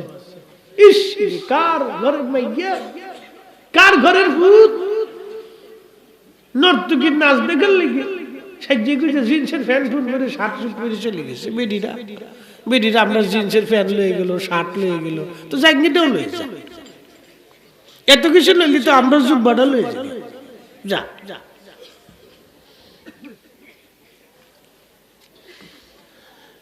বাংলার মুসলমান, কষ্ট হচ্ছে আপনাদের? আমার নবীর দরবারে বেলাল মুয়াজ্জিন, বেলাল রাদিয়াল্লাহু আনহু মুয়াজ্জিন হলেন। আমি এই ওয়াজটা একটা কিতাব থেকে করি নাই, আল্লামা ইমাম জাইলাই নাসপুর রায়ের মধ্যে ঘটনাটা লেখছেন। আল্লামা ইমাম কিরমানি শরহে বুখারীর মধ্যে লিখেছেন। আল্লামা ইমাম তাকিউদ্দিন সুবকি আশিফাউস সাকামের মধ্যে লিখেছেন। আল্লামা ইমাম হালাবি সিরাতুল হালাবির মধ্যে লিখেছেন। আল্লামা ইমাম সামহুদি আল্লাফার মধ্যে লিখেছেন। আল্লামা ইমাম ইবনে আসাকির আত-তারিখের মধ্যে লিখেছেন। আল্লামা শাইখ আব্দুল হক মুহাদ্দিস দেহলভী মাদারিজুন নবুওয়াতের মধ্যে তিনি লিখেছেন। বেলালের ঘটনাটা আমি শুধু বলি নাই, অনেকগুলি কিতাব থেকে আমি এই ঘটনাটাকে একটা পাঠ করেছি। কেউ কেউ আবার ভুল ধরতে পারে, এটা মিথ্যা কথা, মিথ্যা ঘটনা। আল্লাহ আল্লাহ আল্লাহ, আমার দেশে ইতরের কোনো অভাব নাই, বহু ইতর আমার দেশে জন্ম হয়ে গেছে। ইতরের অভাব নেই, অনেক ইতর আছে, অনেকগুলি কিতাবের সমষ্টি। আমি একটা ঘটনাকে পাঠ করে আপনাদের সামনে উপস্থাপন করেছিলাম। এই ওয়াজ যেদিন আমার পীর মুর্শিদের দরবারে দাঁড়ায় করছিলাম, ওই প্যান্ডেলে একজন লোক কাঁদতে কাঁদতে মারা গিয়েছিল। ওই দিন রাত্রিবেলা এশার নামাজে আমরা তার জানাজা পড়েছি। আমার জীবনের মকবুল ওয়াজ, সে যে দলের লোক, কওমি না আলিয়া না অন্য কোন মাসলাক, আমার এই ওয়াজ শোনার পরে বহু হিন্দু আমাকে বলছে, হুজুর আমি আপনার এই ওয়াজ শুনে চোখের পানি আমি ফেলে কেঁদেছি। কত বেনামাজি নামাজি হয়েছে আমি হিসাব বলতে পারবো না। শুধু একটা কথা বলি। এক ভদ্রলোক আমাকে ফোন দিয়ে বলল, হুজুর আমি একটা ছাত্র সংগঠনের কেন্দ্রীয় লিডার, আমি আজান শুনলে আমার শরীরের মধ্যে জ্বলে পুড়ে সারকার হয়ে যাইতো। আমি অর্ধেক মুসলমান অর্ধেক নাস্তিকের মতো ছিলাম, আমি দিনহীন হয়ে গিয়েছিলাম। হুজুর আপনার একটা ওয়াজ আমার জীবন পরিবর্তন করে দিয়েছে। হুজুর আপনি বেলালের ওয়াজ করেছেন, এই ওয়াজটা শোনার পরে আমি কত রজনী কেঁদেছি আমার হিসাব নাই। আমি আজকে দাঁড়িয়ে রেখে পাক্কা মুসলমান হয়ে গেছি। হুজুর 5 ওয়াক্ত নামাজ পড়ি, দোয়া করবেন বাকি জীবন যাতে আল্লাহ নবীর কদমের গোলাম হয়ে থাকতে পারি। একবার জোরে বলা যাবে কে মারহাবা। আমি সেই দিন মনে মনে আল্লাহর দরবারে শুকরিয়া করে বললাম, রব আমার জীবন সার্থক যে একজন নিকৃষ্ট মানুষ হলো নবীর সাহাবীর প্রেম আলোচনা শুনে উৎকৃষ্ট হয়ে গেছে। আমার জীবনের কোনো ইলম কালাম কিছু নেই, আমি অত বড় কোনো আলেম ওলামা কিছুই না রে বাবা। আমি অনেক বড় আলেম না, অনেক কিছু বিরাট বড় মুফতি গুফতি এগুলো কিছুই না। আমি কোনো আলেম না, লেখাপড়াও তেমন না। আল্লাহ আমার যতটুকুন দিয়েছে ততটুকুন আল্লাহ এবং তার রাসূলের নেক নেক আল্লাহর দয়া, হুজুরে করিম তার কদম মোবারকের সদকা, আল্লাহর ওলিদের দোয়া। ও নবীর উম্মত কথাগুলি শুনবেন।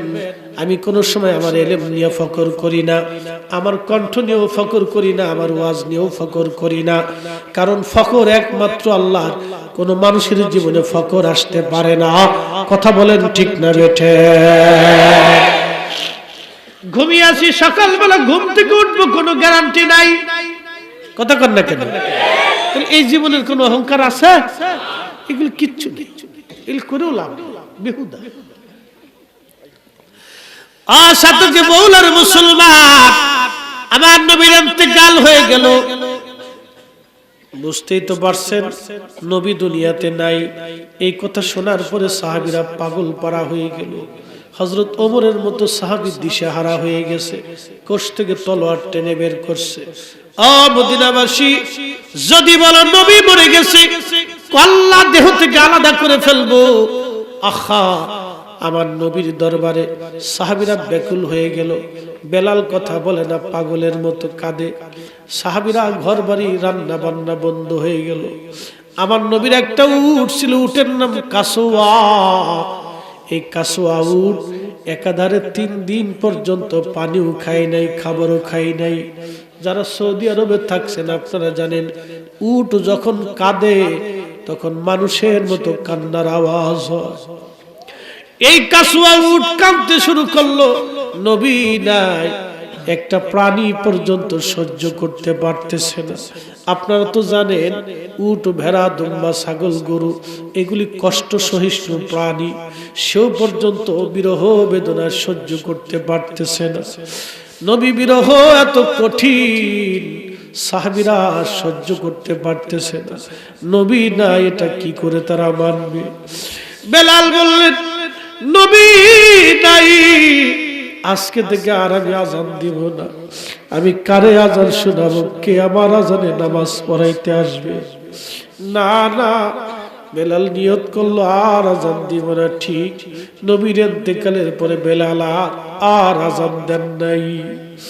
বহুদিন হয়ে গেল, বেলাল মদিনায় থাকতে পারে না, কষ্ট হয়। ইমাম কিরমানি শরহে বুখারীর মধ্যে লিখতেছেন, নবীর স্মৃতিগুলি দেখে দেখে বেলাল কাঁদতো, সহ্য করতে পারত না। আপনারা দেখবেন কোন সন্তান যখন মারা যায় তখন মা ওই সন্তানের কবর দেখে দেখে কান্দে। বাবা সন্তানের বিছানার পাশে বসে বসে কান্দে। সন্তানের স্মৃতি মা বাবা ভুলতে পারে না। আহা, বেলাল তো দুনিয়ার সব কিছুর চাইতে নবীরে ভালোবাসতো। অন্যান্য সাহাবীরা ভালোবাসতো না তা কিন্তু না, এক একজন সাহাবী এক একভাবে নবীকে ভালোবাসতো। সব সাহাবীরাই নবীরে ভালোবাসতো, কিন্তু বেলালের ভিন্নতা একটু ভিন্নতা অন্যরকম। বেলাল নবীর স্মৃতিগুলি দেখলে আর বরদাস্ত করতে পারতো না, শুধু কান্নাকাটি করত। কিছুদিন পরে হযরত আবু বকরকে ডাক দিয়ে বলল, আবু বকর বিদায় দাও। আবু বকর বলল, বেলাল রে, আজান তো তুমি দাও না, কেন আজান দাও না? আজান দাও, তুমি মদিনায় থাকো। হযরত বেলাল ডাক দেখ আবু বকরকে, তুমি কি আমারে মুক্ত করেছিলা কৃতদাস বানানোর জন্য না আল্লাহর জন্য?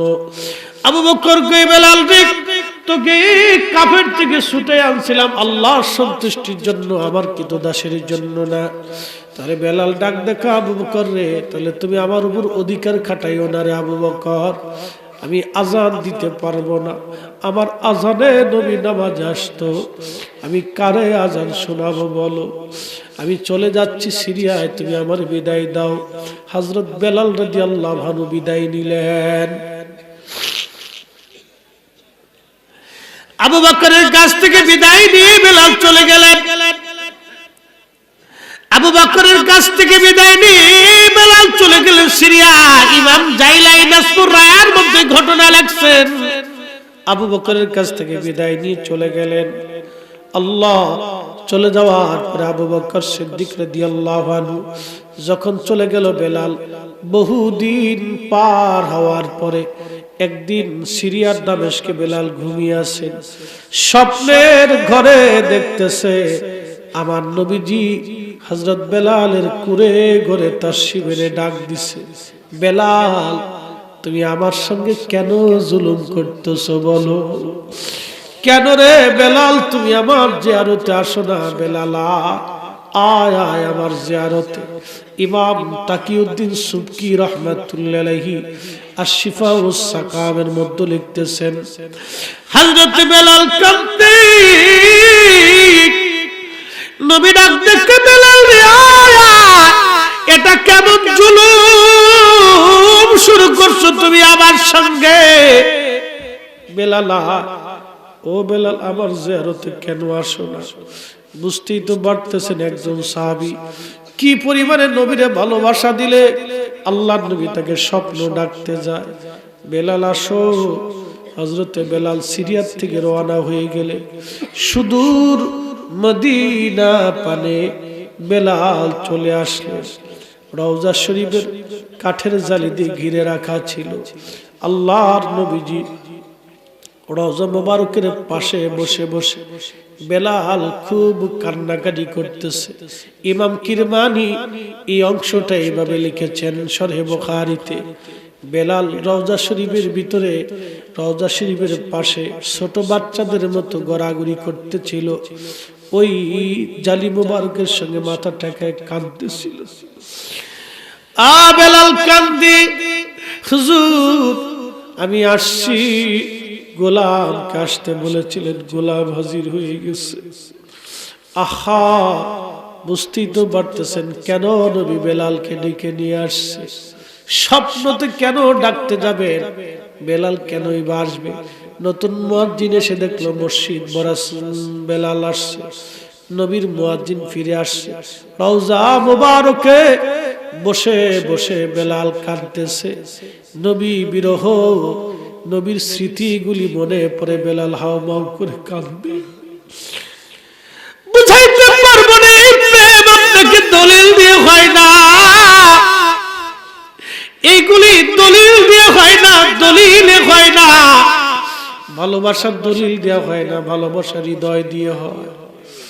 ভালোবাসার দলিল দেওয়া হয় না, রাসূলের ভালোবাসার দলিল দিয়ে হয় না, হৃদয় থেকে হয়, হৃদয় থেকে হয়, হৃদয় থেকে হয়।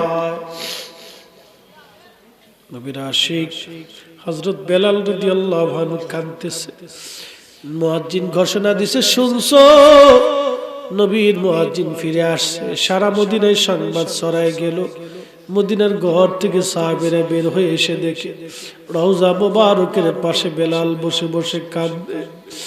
সাহাবীরা ডাক দেয়, বেলাল রে আজান দাও, ও বেলাল আজান দাও। কেন তুমি আজান দাও না? কতদিন হলো তোমার আজান শুনি না। বেলাল তো আগে হলফ করেছে, নিয়ত করেছে, আমি আর কোনদিন আজান দেব না। বেলাল উঠে না, আযান দেয় না। সাহাবীরা বলল তাহলে হাসান আর হুসাইনকে ডেকে নিয়ে আসো। হাসান হুসাইনকে ডেকে আনা হলো। হাসান আর হুসাইন দেখতে নবীর মতো দেখা যাইতো, নানা চেহারা পাইছিলেন দুই ভাই। হাসান আর হুসাইনের দেখা মাত্র বেলাল রওজা শরীফ থেকে উঠিয়া একবার ইমাম হাসানের বুকের মধ্যে মাথা টেকায় কান্দে, আবার ইমাম হুসাইনের বুকের মধ্যে মাথা টেকায় কান্দে। কান্নার রোল পড়ে গেল মসজিদে নববীতে। এই দৃশ্য দেখে সাহাবীরাও কান্না শুরু করলো। হযরত ইমাম হাসান ডাক দিয়ে বলো, নানার মুয়াজ্জিন, নানার মুয়াজ্জিন,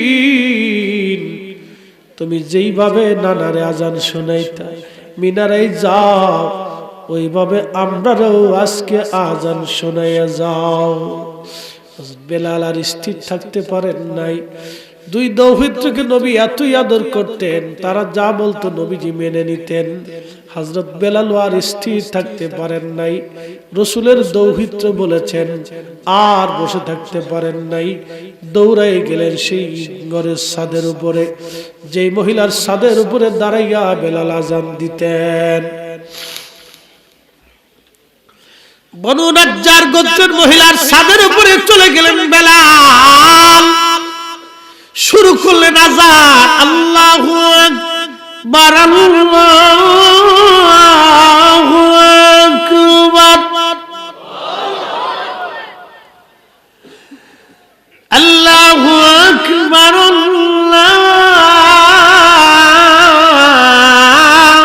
আল্লাহু আকবার।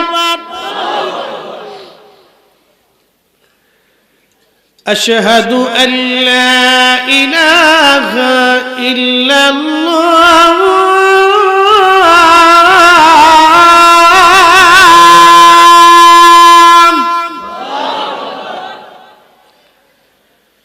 আশহাদু আল্লা ইলাহা ইল্লাল্লাহ।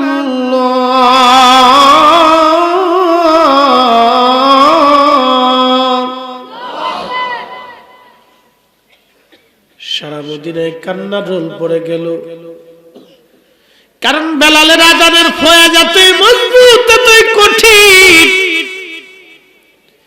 নবীর জমানার স্মৃতিগুলি ভেসে উঠল। নবীর ইন্তেকালের পরে বেলাল আর আজান দেন নাই। যখন আজানের আওয়াজ ফজরের সময় ছড়াই গেল সারা মদিনায়, ঘর থেকে সাহাবীরা বের হয়ে দৌড় মারছে।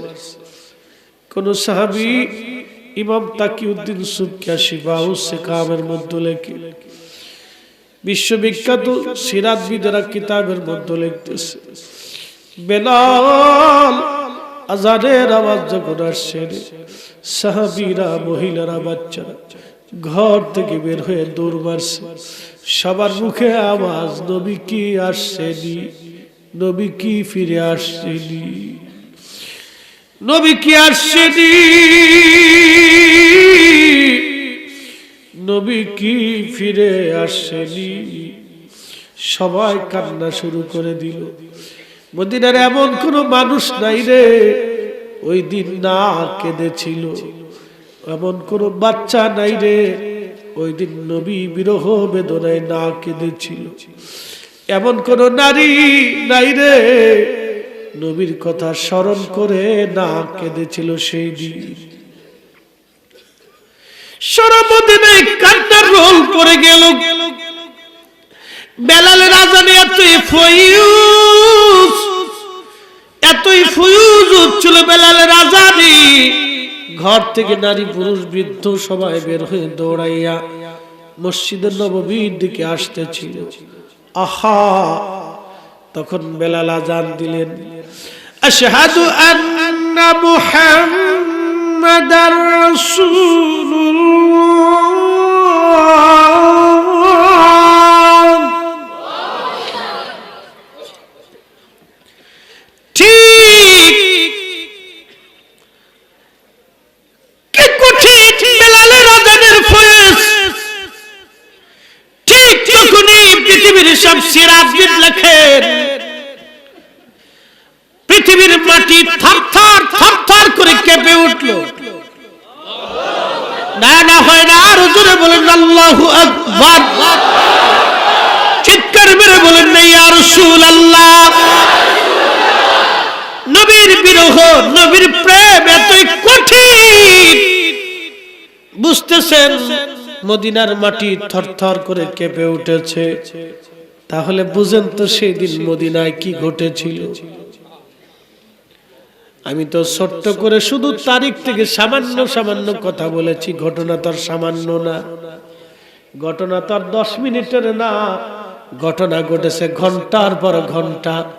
তারিখবিদরা যাহা লিখেছে এই সামান্য মুক্তাসার আমি আপনাদের সামনে তুলে ধরছি। কেউ বা আমার শব্দগত বিষয় নিয়ে ভুল ধরতে পারে, চেষ্টা করবে এগুলি ডাহা মিথ্যা কথা বলে ওরাই দিতে চাবে। এগুলি ইতরের কাছে অন্তরে নবীর প্রেম থাকে না। কথা বলেন ঠিক কিনা?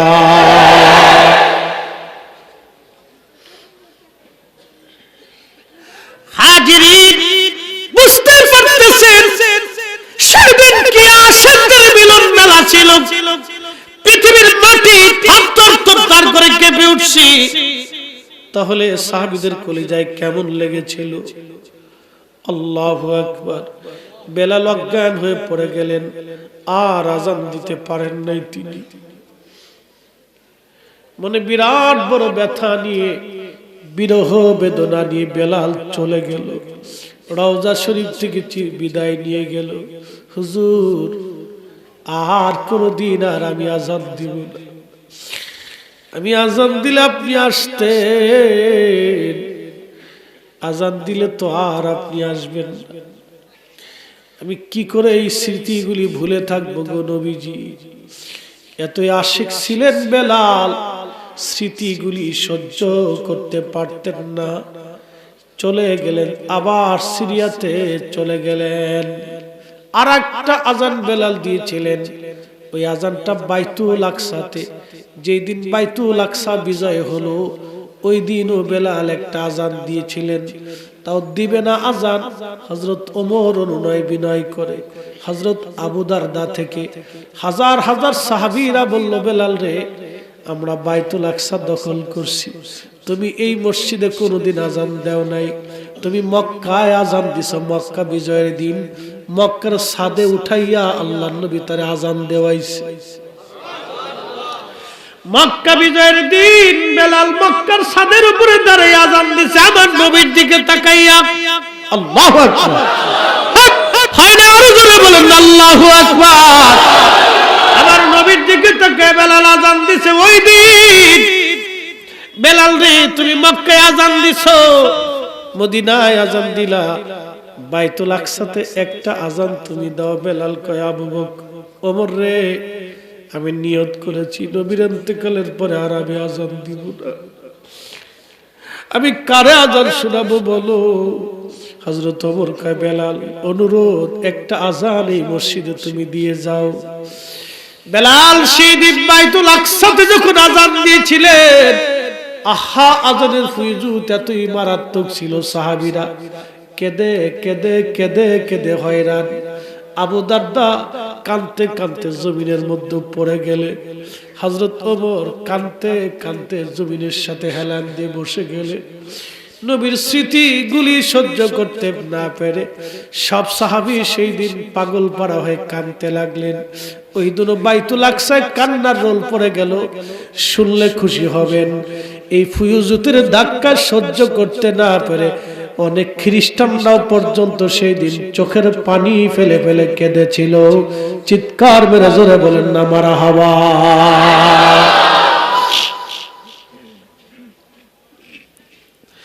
হাজিরিন, প্রেম কখনো দলিল দেওয়া হয় না, প্রেম ঝগড়া করা হয় না, প্রেম দলিল দিয়ে হয় না। নবীর প্রেম দলিল দেওয়া হয় না, কলিজা থেকে আসে, কলিজা থেকে এই প্রেম আসে। যারা প্রেম বুঝে না, প্রেম তারে বোঝানো যায় না। কবি লিখেছেন, অমূল্য অতুল্য এই প্রেম কয়জনে জানে, অমূল্য অতুল্য এই প্রেম কয়জনে জানে। ওরে ধনী মানি পাই না যারে, ওরে ধনী মানি পাই না যারে, পায় আসে কানে। অমূল্য অতুল্য এই প্রেম কয়জনে জানে, অমূল্য অতুল্য এই প্রেম কয়জনে জানে।